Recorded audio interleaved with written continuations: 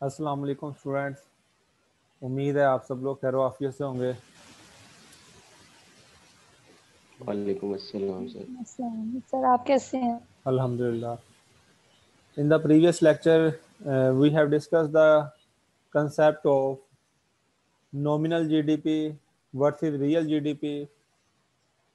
We have also studied the concept of GDP deflator in the previous lecture, and we have also studied the concept of circular flow of national income. और उसमें हमने देखा किस तरीके से national income जो है वो एक इकोनॉमी में सर्कुलेट होती है।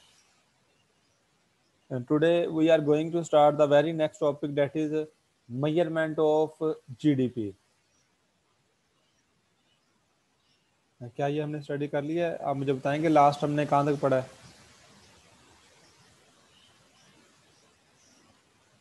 एनीवन? हमने लास्ट लेक्चर में क्या पढ़ा है, क्या आप बता सकते हैं?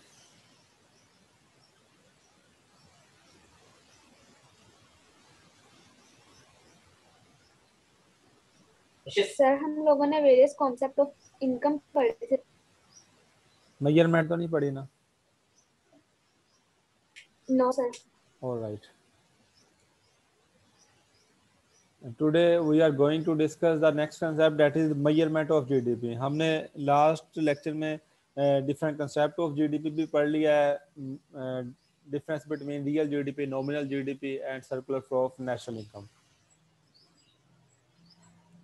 हमने जीडीपी पढ़ा। GDP is the final value of all goods and services produced with in the boundaries of a country in a given year. एक साल में कंट्री की बाउंड्री के अंदर जो कुछ इकोनॉमी में प्रोड्यूस होता है उनकी अगर फाइनल वैल्यूज हम कैलकुलेट कर ले तो वो जीडीपी कहलाती है। अब उसको हम मेजर कैसे करते हैं इकोनॉमी में? तीन मेथड्स मौजूद है उसको मेजर करने के। एक है प्रोडक्शन मेथड, दूसरा है एक्सपेंडिचर मेथड और तीसरा है इनकम मेथड। हम तीनों को डिटेल में डिस्कस कर लेते हैं। फर्स्ट मेथड है production method to calculate GDP. देखें, इकोनॉमी में जो कुछ प्रोड्यूस होता है अगर हम उनकी फाइनल वैल्यूज को कैलकुलेट कर लें, मतलब देखें इकोनॉमी में तीन सेक्टर है, एग्रीकल्चर सेक्टर है, इंडस्ट्रियल सेक्टर है, सर्विसेज सेक्टर है।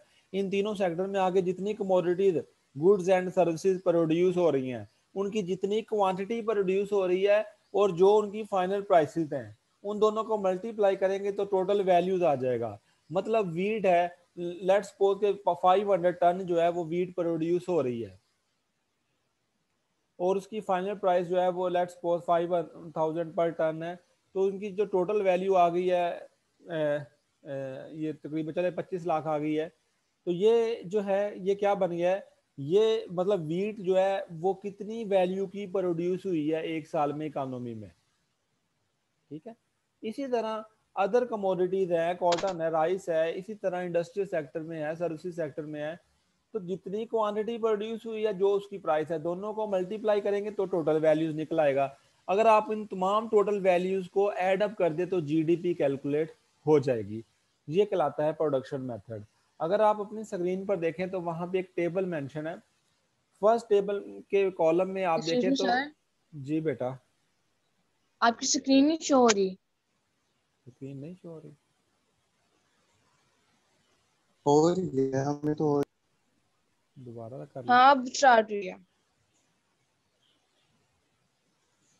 पहले नहीं हो रही थी। अब आ रही है बेटा, देखें जरा। यस सर आ रही है, ओके, थैंक यू। ऑलराइट। एक टेबल मेंशन है, टेबल में देखिए फर्स्ट कॉलम में जो है वो कमोडिटीज है, सेकंड कॉलम में उनकी प्रोडक्शन है कि कितनी वो प्रोड्यूस हुई हैं एक साल में, और थर्ड कॉलम में उनकी प्राइसेस हैं, पर यूनिट प्राइसेस, और लास्ट कॉलम में जो है उनकी टोटल वैल्यूज है। ऑब्वियसली उनकी प्रोडक्शन को उनकी टोटल प्राइसेस से जब हम मल्टीप्लाई करेंगे तो उनकी टोटल वैल्यूज निकल आएंगी। मतलब वीट जो है वो इतनी मालियत की प्रोड्यूस हुई है, कॉटन इतनी मालियत की प्रोड्यूस हुई है। अगर हम इन तमाम कमोडिटीज की जो टोटल वैल्यूज है उनको एड अप कर लें तो इस तरीके से जीडीपी हासिल हो सकती है। ये कहलाएगा production method, total value of all final goods and services. produced in a country during a year is calculated at market prices. GDP is the summation of final value of all goods and services produced in a country in a given year. For example आपके सामने example mention है कि जिसमें हमने कुछ commodities को सिर्फ mention किया है, तो ये पूरे कंट्री में जो गुड्स एंड सर्विसेज प्रोड्यूस होती हैं उनकी टोटल क्वांटिटी को, टोटल प्रोडक्शन को, उनकी फाइनल प्राइसेस से मुराद है रिटेल प्राइसेस, जिस प्राइस पे कंज्यूमर परचेज करता है उसके साथ मल्टीप्लाई करें तो टोटल वैल्यूज निकल आएंगी। उन वैल्यूज को ऐड अप करके हम जीडीपी कैलकुलेट कर सकते हैं। ये कहलाता है प्रोडक्शन मेथड। मतलब मैंने जिस तरह हमने जीडीपी, ये कंट्री की इनकम है, तो इकोनॉमी में एक साल में जो कुछ प्रोड्यूस हुआ है उसकी हमने मालियत निकाल लिया, वो जीडीपी कहलाएगी। Second method to calculate GDP is expenditure method. Expenditure method में बेसिकली हम करते क्या है कि जितने भी एक्सपेंडिचर हो रहे हैं, ऑब्वियसली जो गुड्स एंड सर्विसेज इकोनॉमी में प्रोड्यूस हुई हैं उन्हीं पे ही एक्सपेंडिचर होंगे। तो जितने एक्सपेंडिचर इकोनॉमी में हो रहे हैं हम सारे एक्सपेंडिचर को ऐड कर ले, जीडीपी हासिल हो जाएगी। 4 तरह के एक्सपेंडिचर इकोनॉमी में हो रहे हैं जिनको हम 1 बाय 1 स्टडी करते हैं। फर्स्ट एक्सपेंडिचर जो है हम अपने से स्टार्ट होते हैं, वो है पर्सनल कंजम्पशन एक्सपेंडिचर, जो हम लोग कंजम्पशन करते हैं। जो हम लोग कंजम्पशन करते हैं वो सारे शामिल है। हम कंजम्पशन क्यों करते हैं? हम डेली नीड्स को फुलफिल करने के लिए कंजम्पशन करते हैं। हम ड्यूरेबल गुड्स परचेज करते हैं, हम नॉन ड्यूरेबल गुड्स परचेज करते हैं। ड्यूरेबल गुड्स ऐसी गुड्स एंड सर्विसेज होती हैं जो एक दफ़ा परचेज कर ली लंबे अरसे तक चलेंगी, ऑटोमोबाइल है, रेफ्रिजरेटर है एंड सो ऑन। इसी तरह नॉन ड्यूरेबल गुड्स ऐसी गुड्स एंड सर्विसेज हैं जो आपको बार बार परचेज करना पड़ती हैं, उनकी लाइफ इतनी लॉन्ग नहीं होती है, जैसे फूड आइटम्स है, पेंसिल्स है, टूथपेस्ट है, मेडिसिन है। इसी तरह इसके अलावा हम एक्सपेंडिचर करते हैं सर्विसेज लाइक लॉयर्स की सर्विसेज हैं, डॉक्टर की सर्विसेज है, मशीन की है, टीचर की सर्विसेज है। ये सर्विसेज के लिए हम जो पे करते हैं ये भी हमारे एक्सपेंडिचर बनते हैं। तो जितने भी एक्सपेंडिचर हम करते हैं ये सारे पर्सनल कंजम्पशन एक्सपेंडिचर में आ जाएंगे, इनको ऐड कर लें। दूसरे नंबर पर हम ऐड करें gross private domestic investment. Gross private domestic investment, देखें अगर हम अपनी बात करें तो हमारी इनकम के 2 ही पार्ट बनते हैं, या तो हम खर्च कर लेते हैं या हम सेव कर लेते हैं। जो खर्च कर लेते हैं वो कंजम्पशन कहलाएगा, जो हम पहले नंबर पे पढ़ चुके हैं, और दूसरा हम सेव कर लेते हैं। जो सेव करते हैं वो जब एक रीजनेबल अमाउंट बन जाती है या तो उसे दोबारा खर्च कर देते हैं या इन्वेस्टमेंट कर लेते हैं। अगर खर्च कर लेते हैं वो कंजम्पशन बन जाएगा, अदरवाइज हम इन्वेस्टमेंट कर लेते हैं। तो हमारी इनकम के 2 ही पार्ट बनते हैं, या कंजम्पशन कर लेते हैं या इन्वेस्टमेंट कर लेते हैं। मतलब हमारी सेविंग जो है वो इन्वेस्टमेंट के इक्वल होती है। Is there any question? Okay, gross private domestic investment, तो हमारी कंजम्पशन के 2 ही पार्ट है, या तो हम कंज्यूम कर लेते हैं और या फिर खर्च कर लेते हैं, या फिर हम सेव कर लेते हैं जिसे बाद में हम इन्वेस्ट कर देते हैं। तो वो कहलाता है gross private domestic investment. All final purchases of machinery, equipments and tools by business enterprises.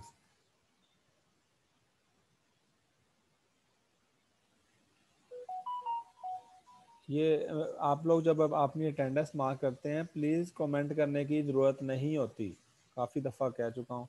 सिर्फ येस और नो पे क्लिक कर दिया करें गूगल क्लासरूम पे, तो उसमें सिर्फ आपने येस नो पे क्लिक करना है, अलग से अपना रोल नंबर, नाम कमेंट में लिखने की ज़रूरत नहीं है।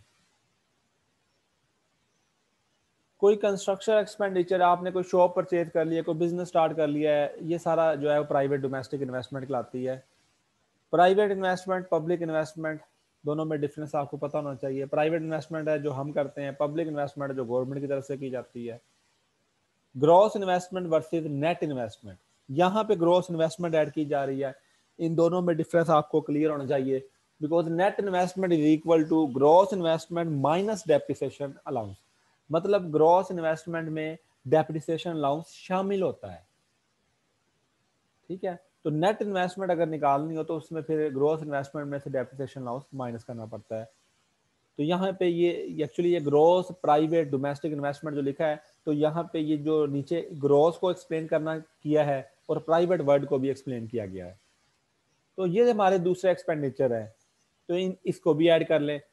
इसके अलावा थर्ड वन, अब ये दोनों हमारे आम पब्लिक से रिलेटेड थे, लोगों से रिलेटेड थे कि हम कंजम्पशन कर लेते हैं या हम सेविंग करके इन्वेस्टमेंट कर लेते हैं। थर्ड है जो गवर्नमेंट की तरफ से एक्सपेंडिचर किए जाते हैं। गवर्नमेंट स्कूल्स बनवा देती है, हॉस्पिटल्स बनवा देती है, ठीक है, इस तरह की चीज़ें हैं। ये सारे जो हैं ये गवर्नमेंट एक्सपेंडिचर हैं। ये सारे जो हैं वो एक्सपेंडिचर हम शामिल करेंगे जीडीपी के लिए।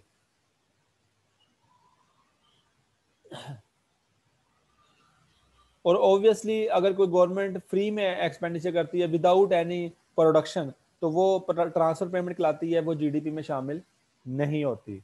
वो पर्सनल इनकम में हम शामिल करते हैं। अगर आपने फार्मूला पर्सनल इनकम का देखा हो, जीडीपी में शामिल नहीं है। GDP is the final value of all goods and services produced. Production activity GDP में शामिल है, नॉन प्रोडक्टिव एक्टिविटी जीडीपी में शामिल नहीं है। डिटेल में आगे हम इसको पढ़ेंगे इंशाल्लाह। तो गवर्नमेंट एक्सपेंडिचर, गवर्नमेंट ने स्कूल बनवा दिए, हॉस्पिटल बनवा दी, सड़कें बनवा दी, जो भी गवर्नमेंट के एक्सपेंडिचर है, तो ये जैसे बजट आता है, बजट में टैक्सेस लिखे होते हैं, दूसरी तरफ एक्सपेंडिचर लिखे होते हैं। टैक्सेस गवर्नमेंट का रेवेन्यू है और एक्सपेंडिचर उसने कहाँ कहाँ खर्च करने हैं, तो ये यहाँ पे हम ग्रॉस गवर्नमेंट एक्सपेंडिचर को जो है हम ऐड करेंगे। इसके अलावा नेट एक्सपोर्ट पे एक्सपेंडिचर होते हैं। नेट एक्सपोर्ट होता है export minus import, export minus import. तो ये बैलेंस जितना भी बचे, माइनस में आए तो माइनस हो जाएगा, पॉजिटिव में आए तो पॉजिटिव भी हो जाएगा। तो putting it all together, GDP is equal to C plus I plus G plus NX. C means private consumption expenditure, I means gross private investment expenditure, and G means government expenditure, and NX means net export expenditure। तो अगर हम तमाम expenditures को add कर दे तो GDP हासिल हो जाएगी। ये कहलाता है एक्सपेंडिचर मेथड, ये कहलाता है एक्सपेंडिचर मेथड। बेटा क्लियर है? यहां तक किसी का कोई क्वेश्चन है तो मुझसे पूछे।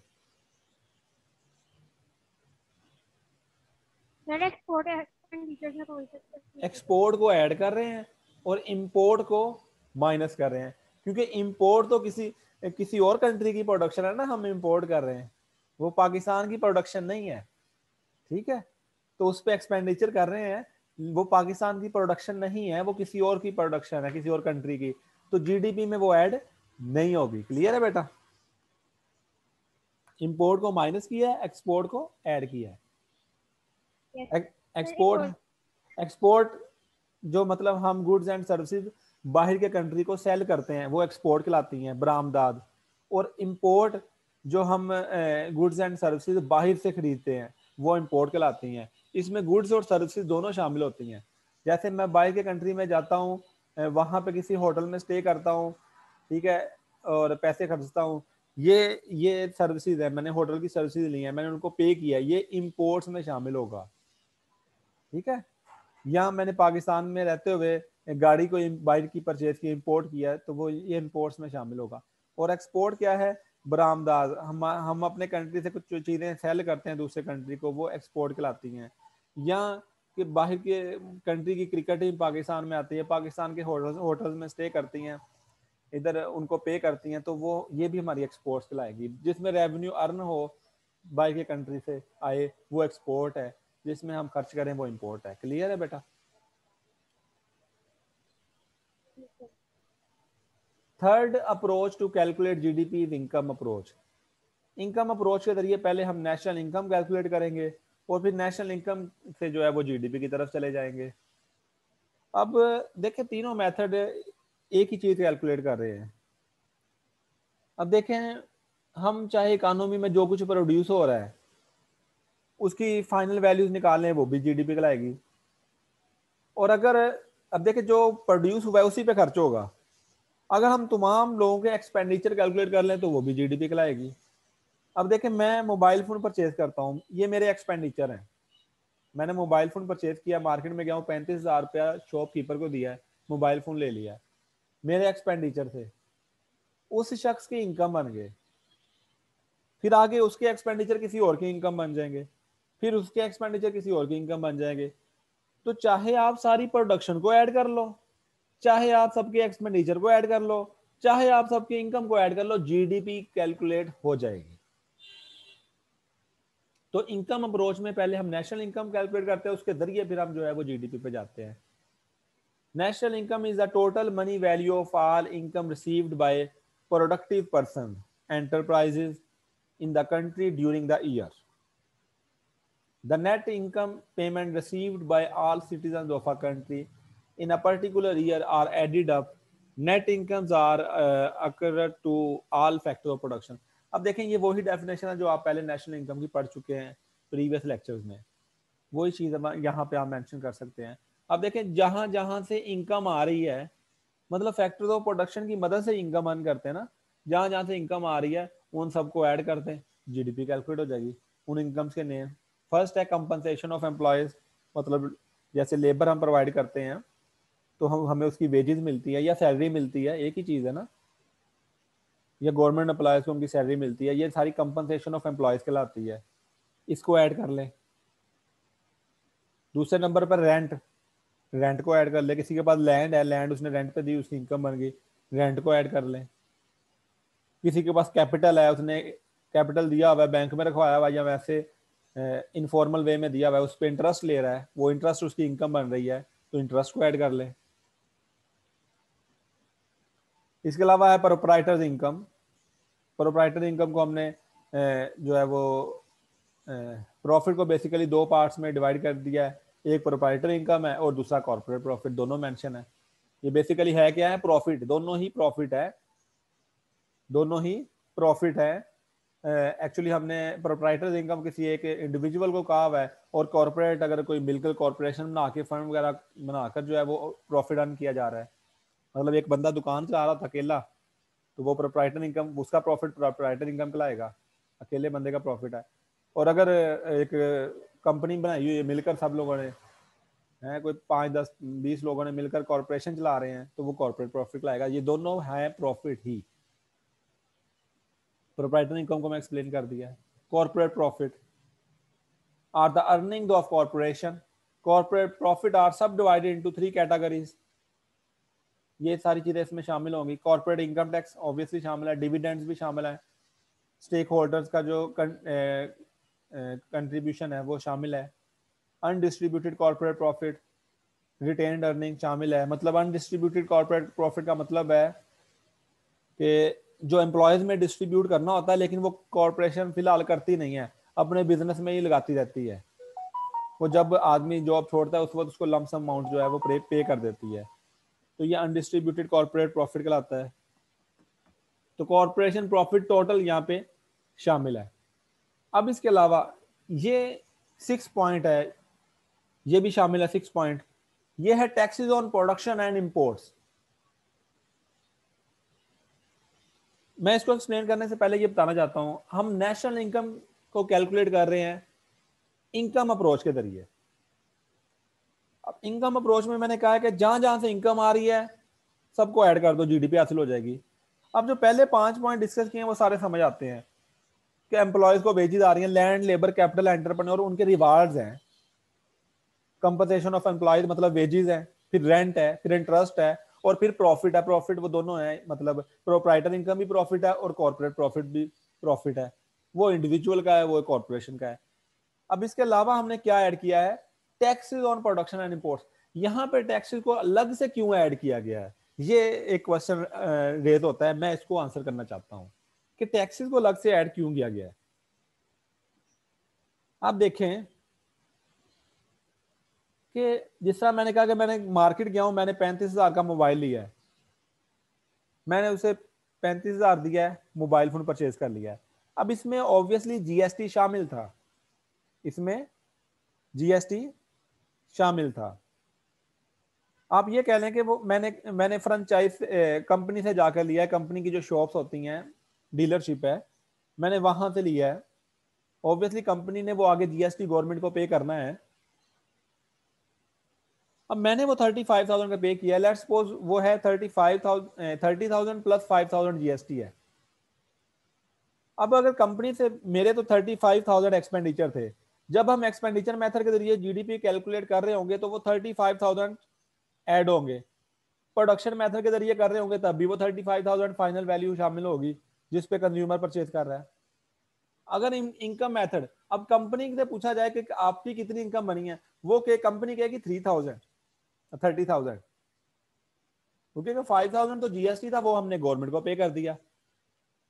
तो कंपनी कहेगी कितनी इनकम मिली है उसे 30,000, तो कंपनी की इनकम तो 30,000 शामिल हुई। तो अगर हम इनकम मेथड के जरिए शामिल करें तो इसलिए फिर हमने टैक्सेस जो है वो अलग से साथ शामिल कर रहे हैं, taxes on production and imports. तो जब इनकम अप्रोच के जरिए हम जीडीपी को कैलकुलेट करते हैं तो इसलिए यहाँ पे taxes on production and imports को शामिल किया गया है। क्लियर है सबको? पता नहीं सोए हुए हैं, Yes, sir. नो सर हम सुन रहे हैं। Okay, from national income to GDP, इस तरीके से हम नेशनल इनकम कैलकुलेट हो जाएगी। अब नेशनल इनकम से हम बैक जीडीपी पे चल जाते हैं। वो आप ये आप पुराने फार्मूला देख के भी आप अंदाजा लगा सकते हैं कि नेशनल इनकम से जीडीपी की तरफ कैसे जाना है। वो आपने जो different concept of national income पढ़े हैं उसमें, लेकिन यहाँ पे मैंने डायरेक्ट फार्मूला लिखा हुआ है ताकि आप लोगों की आसानी के लिए, लेकिन आप लोगों ने खुद भी देखना है इसे। GDP is equal to national income minus net foreign factor income, ठीक है, क्योंकि जीडीपी में नेट फॉरेन फैक्टर इनकम शामिल नहीं होती, इसलिए वो यहाँ पे माइनस कर दी गई। नेशनल इनकम में वो शामिल है तो जीडीपी कैलकुलेट करने के लिए, plus statistical discrepancy, plus consumption of fix capital, plus ये जो कंजम्पशन ऑफ फिक्स कैपिटल है ये डेप्रिसिएशन अलाउंस लाता है। और statistical discrepancy, accountants add a statistical discrepancy to national income to make the income approach match the outcome of the expenditure approach. Difficulties in the measurement of GDP. GDP को calculate करते वक्त जो problems आती हैं, जो difficulties आती हैं, वो आपके सामने है। First one is avoid double counting. Double count नहीं करना, डबल काउंटिंग से बचना है। डबल काउंटिंग पहले होती क्या है ये बताता हूँ, फिर बचना कैसे है वो बताता हूँ। होती क्या है डबल काउंटिंग? डबल काउंटिंग ये होती है कि जैसे एक फार्मर ने कॉटन पर प्रोड्यूस की है, वो कॉटन किसी इंडस्ट्रियलिस्ट ने परचेज कर ली है, हमने कॉटन की प्राइस लेट्स सपोज शामिल कर ली जीडीपी में। वो इंडस्ट्रियलिस्ट ने उसने धागा बना के आगे किसी और को सेल कर दिया, हमने धागे की प्राइस शामिल कर ली। अब धागे की प्राइस में हालांकि कॉटन की प्राइस ऑलरेडी शामिल थी, आगे उसने कपड़ा बना के सेल किया, हमने कपड़े की प्राइस भी शामिल कर ली। तो ये डबल ट्रिपल काउंटिंग हो गया, क्योंकि जो कपड़े की प्राइस है उसमें ऑलरेडी सारी पीछे वाले वैल्यू एडिड शामिल है। इससे बचने के दो तरीके हैं। एक तो यह है कि वैल्यू एडिड को शामिल करते जाएं हम। वैल्यू एडिड क्या होता है? कपास उसने सेल की बनाकर, जो है वो लेट्स सपोज 200 रुपीज की, आसानी के लिए जरा आसान से फिगर यूज कर रहा हूँ, 200 रुपीज की इंडस्ट्रियलिस्ट ने परचेज की और उसने वो धागा बनाया उसका और 250 की सेल की। पहले 200 शामिल कर लिया, अब उसने क्या वैल्यू एडिड किया है? 50 रुपए का वैल्यू एडिड किया है, 50 को शामिल कर लिया। धागे किसी इंडस्ट्री ने जो है वो धागा परचेज किया, उससे आगे जो है वो कपड़ा बनाकर सेल कर दिया 300 का, उसने क्या वैल्यू एडिड किया है? 50 का, वो 50 को ऐड कर लिया। ये वैल्यू एडिड कर लेंगे अगर हम ऐड, तब भी हम डबल काउंटिंग से बच सकते हैं। और अगर उससे भी ज्यादा आसान तरीका यह है कि फाइनल गुड्स और इंटरमीडिएट गुड्स में डिफरेंस आपको क्लियर हो। इंटरमीडिएट गुड्स की प्राइस को शामिल नहीं करना, फाइनल गुड्स की प्राइस को शामिल करना है। फाइनल गुड्स वो गुड्स एंड सर्विसेज हैं जिन्हें डायरेक्ट कंज्यूमर अवेल करता है, परचेज करता है, वो फाइनल गुड्स कहलाती हैं। ठीक है, अगर फाइनल गुड्स की प्राइस को शामिल करेंगे तो हम डबल काउंटिंग से बच सकते हैं, क्योंकि फाइनल गुड्स की जो प्राइस है वो जितने स्टेजेस से गुजरी है वो सारी स्टेजेस की प्राइस उसमें शामिल होंगी, प्राइमरी प्राइसेस सारी शामिल होंगी। जैसे मैं अपने सूट बनाने के लिए कपड़ा परचेज करता हूँ तो उस कपड़े में पीछे वाली तमाम प्राइसेस, कॉटन की प्राइस, धागे की प्राइस सारी शामिल है, तो फाइनल प्राइस। ठीक है, मेरी गाड़ी का टायर खराब हो गया, मैं टायर परचेज करता हूँ, हालांकि टायर इंटरमीडिएट कमोडिटी है या प्राइमरी कमोडिटी है, लेकिन जब उसे कंज्यूमर परचेज करे तो वो फाइनल कमोडिटी बन जाएगी। अगर उसे कोई इंडस्ट्री वाला परचेज करता जो अपनी गाड़ी में लगा कर उसे गाड़ी तैयार करके सेल करता तो फिर वो इंटरमीडिएट कमोडिटी थी। अगर उसे कंज्यूमर परचेज कर रहा है तो वो फाइनल कमोडिटी है। इसलिए फाइनल कमोडिटी को जब भी मैं डिफाइन करता हूं तो मैं ये कहता हूं कि ये वो कमोडिटी है जिसे कंज्यूमर परचेज करता है। Clear point? तो इस तरीके से हम डबल काउंटिंग से बच सकते हैं। सेकंड है GDP excludes non production transaction. देखिए जीडीपी की डेफिनेशन में क्लियरली लिखा है कि ये जीडीपी पर goods and services produced by the economy. तो नॉन प्रोडक्शन जो कुछ प्रोड्यूस नहीं हो रहा वो जीडीपी में शामिल नहीं है। इसको मैं इसी पॉइंट को एक्सप्लेन करते हैं, दो तरीके से एक्सप्लेन होगा ये। एक कुछ नॉन प्रोडक्शन फाइनेंशियल ट्रांजैक्शन है और कुछ नॉन प्रोडक्शन जो है वो सेकंड हैंड सेल्स है। 2.1 पे है फाइनेंशियल ट्रांजैक्शन। ये नॉन प्रोडक्टिव एक्टिविटी बताने लगा हूं कौन कौन सी है। पब्लिक ट्रांसफर पेमेंट, जो गवर्नमेंट की तरफ से फ्री में लोगों को पैसे मिलते हैं, ट्रांसफर पेमेंट कहलाती है। ट्रांसफर पेमेंट होती है जैसे बगैर किसी प्रोडक्शन के इवज में कोई पेमेंट दी जाए, विदाउट एनी रिवार्ड, कि किसी प्रोडक्शन का रिवार्ड नहीं है ये, विदाउट एनी प्रोडक्शन, वो पब्लिक ट्रांसफर पेमेंट कहलाती है। तो गवर्नमेंट की तरफ से लाइक एहसास प्रोग्राम के जरिए लोगों को पैसे दिए जा रहे हैं, ये पब्लिक ट्रांसफर पेमेंट कहलाती है। कोई अनएम्प्लॉयमेंट अलाउंस मिले लोगों को, या कोई ईद अलाउंस मिल जाए बगैर मेहनत के कभी, वो पब्लिक ट्रांसफर पेमेंट कहलाती है। ये किसी प्रोडक्शन के एवज में नहीं दी गई, इसलिए ये जीडीपी में शामिल नहीं होगी। Private transfer payment, pocket money, gift, ज़कात, जो प्राइवेट एक दूसरे को आप गिफ्ट देते हैं या आप लोगों को पॉकेट मनी मिलती है या आप ज़कात सदका देते हैं, तो ये किसी प्रोडक्शन के एवज में नहीं दे रहे, तो ये प्राइवेट ट्रांसफर पेमेंट कहलाएगी। ये भी बगैर प्रोडक्शन के दे रहे हैं तो ये भी जो है वो जीडीपी में शामिल नहीं है। Private transfer payments, public transfer payments are not included in GDP because these are purely non-productive financial transactions, non-productive financial transaction। और सी पॉइंट पे है स्टॉक मार्केट ट्रांजैक्शन। हम कोई शेयर बाय करते हैं या सेल करते हैं, it is just a resale, swapping bits of paper. मेरे पास है राइट, आपके पास चला गया, उसके पास चला गया, इसका प्रोडक्शन एक्टिविटी से कोई तलक नहीं, प्रोड्यूस तो कुछ नहीं हो रहा। एक कंपनी बन गई है, वेल एस्टेब्लिश हो गई है, जब बनी है ऑब्वियसली जीडीपी में शामिल हुई है, लेकिन अब उसके जो शेयर आगे खरीदो फरोख्त हो रहे हैं, it is just a resale. मैंने सेल कर दिया, मैंने सेल कर दिया, मैंने परचेज कर लिए, मैंने सेल कर दिए, आगे आपने परचेज कर लिए, तो it is just a resale, it is non productive activity. हाँ, एक कंपनी जो है वो अपने रूटीन वाइज कोई नई ब्रांचेस बना रही है, ग्रो कर रही है, वो सारा कुछ जीडीपी में शामिल होगा। लेकिन ये stock market, it is just a resale, ये नॉन प्रोडक्टिव फाइनेंशियल ट्रांजैक्शन है, ये जीडीपी में शामिल नहीं होगी। और 2.2 पे है सेकंड हैंड सेल्स। आपने नई मोटर बाइक परचेज की, जीडीपी में शामिल है उसकी फाइनल वैल्यू। आगे आपने किसी और को सेल कर दी, वो आपके पास से किसी और के पास चलेगी, उसमें कुछ भी प्रोड्यूस नहीं हुआ, कुछ भी प्रोड्यूस नहीं हुआ, तो ये नॉन प्रोडक्टिव एक्टिविटी जो है वो जीडीपी में शामिल नहीं है। थर्ड है income from illegal activities are not included in GDP. कोई इलीगल एक्टिविटीज हैं जैसे रिश्वत वगैरह है, या इवन के नैरकोटिक्स प्रोड्यूस होती है। एक तो लीगली प्रोड्यूस होती है जो मेडिसिन वगैरह में यूज हो, वो ठीक है। जो इलीगल है, जितनी भी इलीगल एक्टिविटीज हैं वो जीडीपी में शामिल नहीं है, चाहे वो प्रोडक्शन एक्टिविटी हो। Fourth one, non market activities are not included in GDP.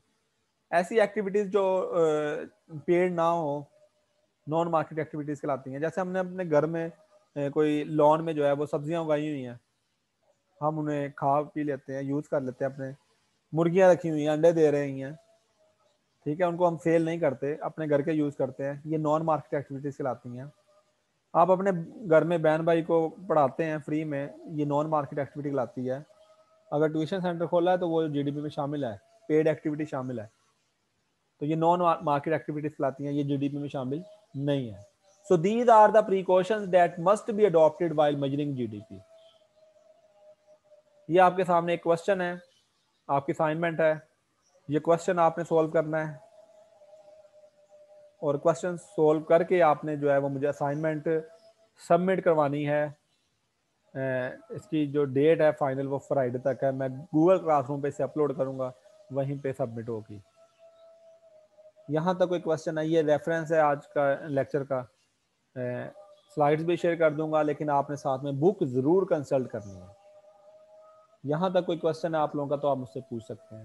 Assignment का बता दें, उसका क्या करना